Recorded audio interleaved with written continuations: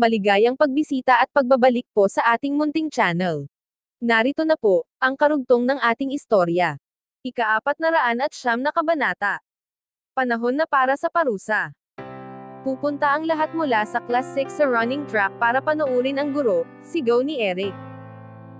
Tawanan natin sila habang sinusubukan nilang tumakbo. Patuloy niyang sabi at malakas na tumawa. Eric, lumalampas ka na, sigaw ni Billy. Sinasadya ni Eric na hamanin siya sa harap ng lahat.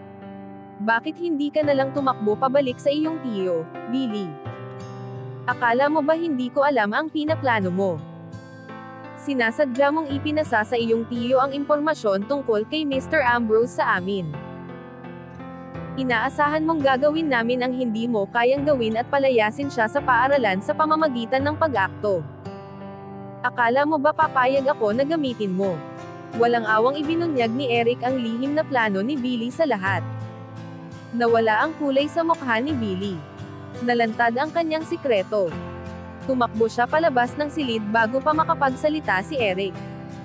Sa track field, higit sa 100 guro ang nagtipon.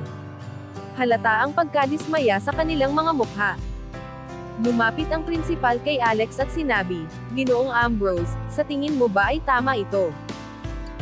Tayo ay magkakasama, kaya dapat ba talaga tayong magpustahan laban sa isa't isa?" Walang pinapanigan ang prinsipal at wala siyang malalim na opinyon tungkol kay Alex. Tumango si Alex at sumagot, "Hindi dapat. Ang isang guro ay dapat maging halimbawa ng mabuting asal. Kung hindi, mawawala ang respeto ng mga mag-aaral sa atin." Isang guro na mukhang desperado ang sumigaw, "Ginoong Ambrose, paano mo maipapaliwanag ang pagpapatakbo sa amin at pagkatapos ay nagsasabi ka ng mga ganitong bagay? Anong hindi tama? Hindi ko ideya ang pustahan, pero kayo ang nagpumilit. Ngayon, kailangang harapin ninyo ang mga parusa. Ang umatras ay magpapakita ng kahinaan at magbibigay ng masamang halimbawa sa mga mag-aaral," sagot ni Alex.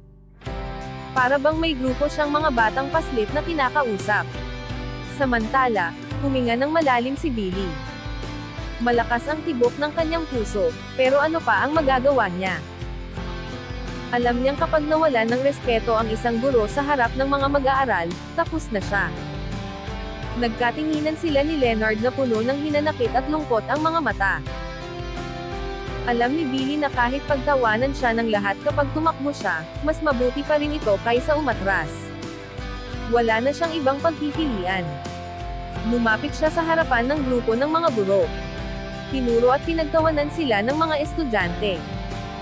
"Hindi na kami makapaghintay na makita kang tumakbo, Ginoong Wild. Gusto naming makita ang tiyan mo na nanginginig habang tumatakbo ka," sigaw ng isang estudyante. "Sa tingin ko, ginagalit nyo na siya," sabi pa ng isa. "Ang saya nito. Hindi natin madalas makita ang mga guro na nagtatry ng sports," sabi ng isang estudyante. "Oy, hindi ba si Ginoong Garvey yan? Ginoong Garvey, huwag mong hayaang talunin ka ni Ginoong Winter," sigaw ng isa pa. Lahat sila ay nagtawanan ng malakas. Ang mga estudyante ng klase 6 ay hindi mapigil lang humalakhak habang tinitignan ang mga guro.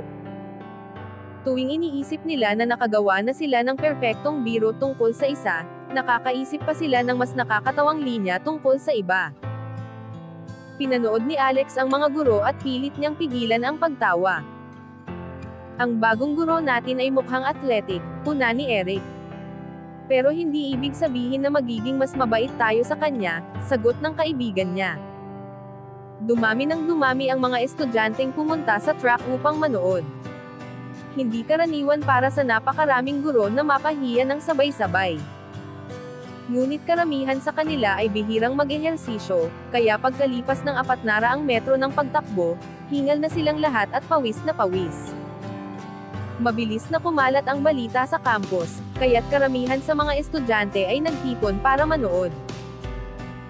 Maging ang ilang mga guro ay nagsakripisyo para sa maagang uwian, at nagmadali papunta sa track field. Sabihan mo ang mga estudyante sa dormitory kung gusto nilang manood. Sigaw ng isang estudyante na puno ng kasiyahan. Nagsimulang mag-cheer ang maraming estudyante, at ilan pa ay nag-whistle para sa mga guro. Ang mga estudyante sa klase 6 ang pinaka-excited sa lahat. Pagdating ng mga guro sa unang lap, karamihan ng mga estudyante ay nagtipon upang panoorin ang mahigit 100 ng guro na nagpapakapagod sa track.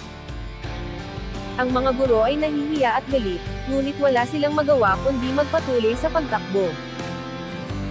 Pagkatapos ng ilang laps, lalo lamang lumalim ang galit nila kay Alex, at ang kanilang inis ay tumaas ng 10 beses. Panahon na para makaganti tayo. Sigaw ng isang estudyante. Araw-araw nyo kaming pinapatakbo, ngayon naman ay kayo ang mapagod para sa amin.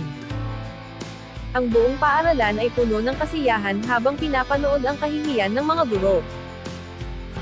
Bawat salitang ibinabato sa mga guro ay lalo pang nagdadagdag ng insulto sa kanilang sitwasyon.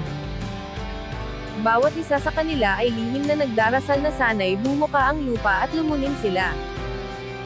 Kapag tumingin sila kay Alex, ang kanilang mga mata ay puno ng galit, at tila nag-aapoy ang kanilang dibdib sa sobrang inis.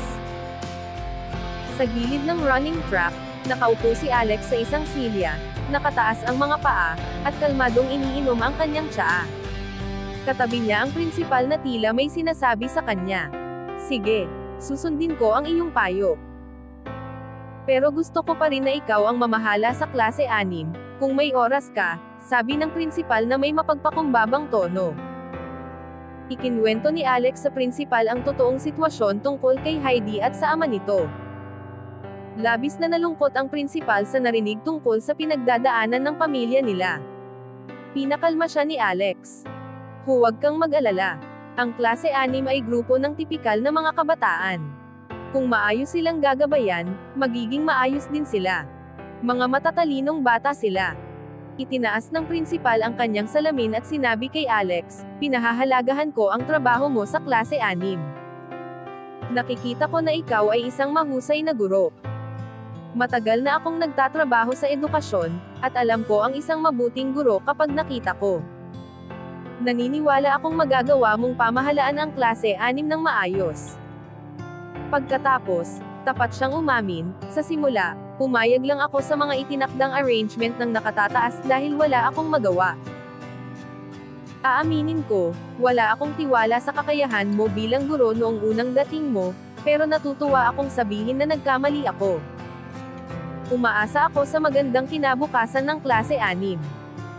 Humihingi ako ng paumanhin sa kakulangan ko ng paghusga. Ang tagumpay ni Alex sa pagtulong sa klase 6 ay naging malaking halaga para sa prinsipal, at labis siyang nagpapasalamat kay Alex. Alam ni Alex na para maging matagumpay sa pamamahala ng mga tao, kailangan munang makuha ang kanilang tiwala. Ang pagpapagawa sa mga guro ng takbuhan ay nagpanalo sa puso ng klase 6, na makakatulong sa pamamahala niya sa hinaharap. Alam niyang galit ang mga guro sa kanya, pero hindi niya ito alintana. Marahil, hindi na sila basta-basta susubukang salungatin siya. Lumapit ang isang matangkad na estudyante kay Eric at sinabi, Eric, gusto ko talaga ang guro na iyon. May karakter siya. Ang estudyante ay mukhang malakas at aktibo, halatang regular na nag-e-ehersisyo. Baka isa lang itong trick. Sinusubukan niyang kunin ang tiwala natin, sabi ni Eric na may pagdududa. Hindi ko na iniintindi ang motibo niya. Mukhang interesado siya sa sports, kaya gusto kong makita kung gaano siya kagaling sa pisikal na edukasyon bukas. Tingnan natin, sagot ng estudyante. Tumayo sila upang maglakad, ngunit bago sila makaalis, isa sa mga pagod na guro sa track ang biglang bumagsak sa lupa. Hanggang dito na lang po muna. Maraming salamat po sa pakikinig. Pwede po bang humingi ng subscribe bilang pagsuporta sa ating munting channel. Hanggang sa susunod po muli. Stay safe and God bless.